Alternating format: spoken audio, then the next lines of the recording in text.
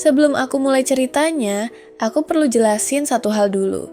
Di China, ada satu acara TV legendaris, namanya Approaching Science, atau dalam bahasa Mandarin, Zhoujin Kexue. Konsepnya sederhana, ada kejadian aneh atau di luar nalar yang heboh di tengah-tengah masyarakat. Lalu, tim Approaching Science akan datang dan melakukan investigasi dengan harapan mereka bisa memberi penjelasan secara sains atas suatu fenomena aneh atau mistis yang terjadi. Dan episode yang mau aku ceritakan hari ini adalah salah satu yang paling ikonik tentang mayat yang bisa berjalan. Begini ceritanya, dulu beberapa daerah terpencil di Cina tidak punya jalan yang bisa dilewati mobil. Satu-satunya cara untuk melakukan perjalanan antar desa adalah dengan berjalan kaki lewat pegunungan yang naik turun, licin dan berbahaya. Sekarang bayangin, kamu pergi ke desa lain dan kamu meninggal di sana. Pertanyaannya, gimana jasadmu akan dipulangkan? Karena bagi keluarga di rumah, kamu harus dimakamkan di desamu. Kalau tidak, dipercaya rohmu tidak bisa tenang. Dan disinilah muncul profesi yang mungkin belum pernah kamu dengar sebelumnya.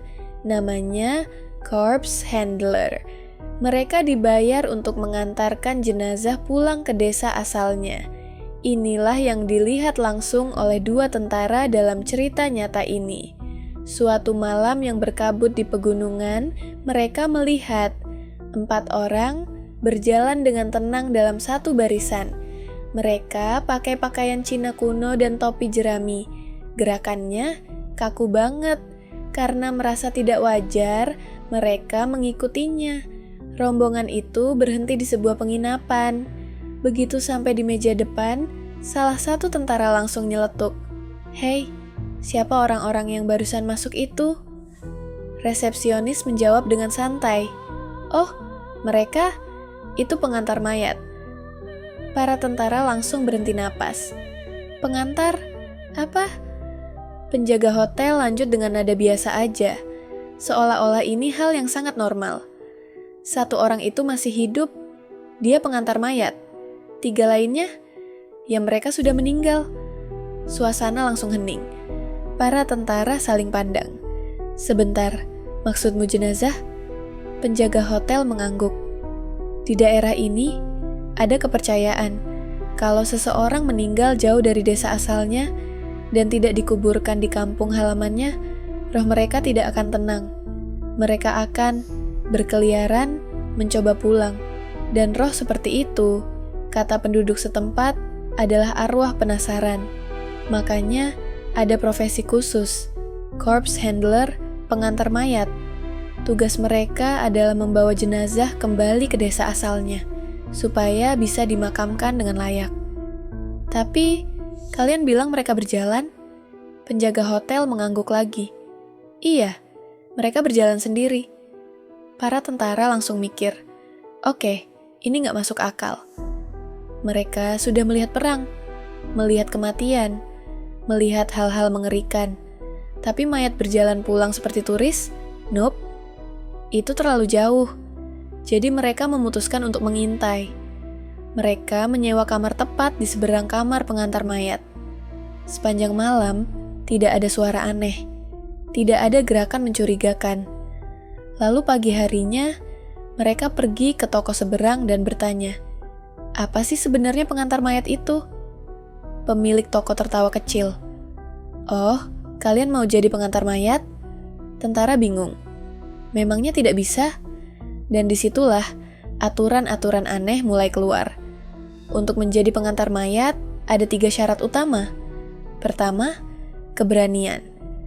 Calon pengantar mayat akan diuji. Guru mereka akan menyuruh mengambil sesuatu di pemakaman. Tengah malam, gagal, langsung gugur. Kedua, fisik yang sangat kuat, karena mereka bisa berjalan puluhan kilometer tanpa henti, mengawal mayat sepanjang malam. Ketiga, ini yang paling aneh, kamu harus jelek. Tentara ngakak. "Hah? Pemilik toko serius? Orang tampan tidak bisa? hanya orang jelek yang bisa menekan roh dan monster. Katanya, roh-roh itu takut pada wajah buruk rupa. Tentara mulai mikir, oke, ini sudah makin absurd. Tapi pertanyaan utama masih belum terjawab. Bagaimana caranya mayat berjalan? Pemilik toko menunduk sedikit dan berkata, itu keahlian pertama yang harus dipelajari. Ada 3 teknik utama, membuat mayat berdiri, mengajarkan mereka berjalan, dan yang paling sulit, mengajari mayat berbelok. Katanya, mayat itu sulit sekali belok kanan atau kiri. Oh, dan satu detail kecil yang bikin merinding. Pengantar mayat tidak boleh tidur di malam hari. Mereka harus terus mengawasi, bahkan membawa ember sendiri kalau ingin buang air kecil. Mata mereka tidak boleh lepas dari jenazah. Para tentara semakin kesal. Ini nggak menjawab apa-apa. Mayat seharusnya tidak bisa berjalan. Jadi mereka memutuskan menggerebek kamar itu. Malam hari, mereka mengetuk keras. Begitu pintu terbuka sedikit, bruk. Mereka menerobos masuk. Di dalam kamar, beberapa piring di meja dan di sudut ruangan. 3 tubuh tak bergerak. Mereka cek salah satu nadi. Tidak ada denyutan. Mayat asli. Mereka menginterogasi pria itu. Siapa kamu? Siapa mereka? Bagaimana caranya? Aku pengantar mayat. Mereka sudah mati. Tentara langsung yakin. Ini mencurigakan. Mereka membawa pria itu ke kantor polisi. Tapi, respon polisi malah santai. Oh, pengantar mayat? Biasa saja. Bahkan polisi seolah mengejek para tentara. Kalian jarang ke desa ya? Akhirnya, kebenaran perlahan terungkap. Bukan 3 mayat, bukan 1 pengantar, tapi 2 jenazah dan 2 pengantar mayat. Yang satu adalah guru, yang satu muridnya. Mereka berjalan di depan dan belakang barisan. Akhirnya, ini bagian yang approaching science bongkar pelan-pelan. Jenazah itu bukan tubuh utuh. Yang dilakukan handler, mereka membuat tubuh dari jerami.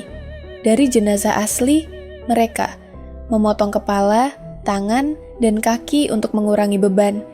Kemudian, bagian-bagian itu dilumuri merkuri dan dipasang ke tubuh jerami yang diberi baju.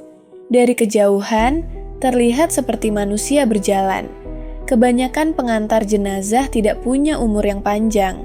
Banyak yang percaya mereka dihantui arwah, tapi sains berkata penyebabnya adalah merkuri yang dipakai untuk preservasi. Mereka terekspos bertahun-tahun tanpa pelindung, ditambah kerja fisik yang berat.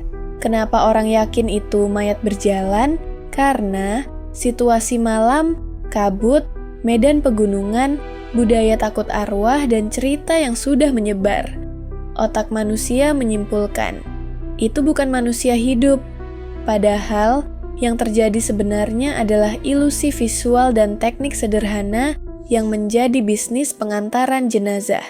Dan disinilah approaching science menutup hasil investigasi mereka. Tidak ada mayat hidup. Yang ada adalah praktik ekstrim karena kondisi ekstrim.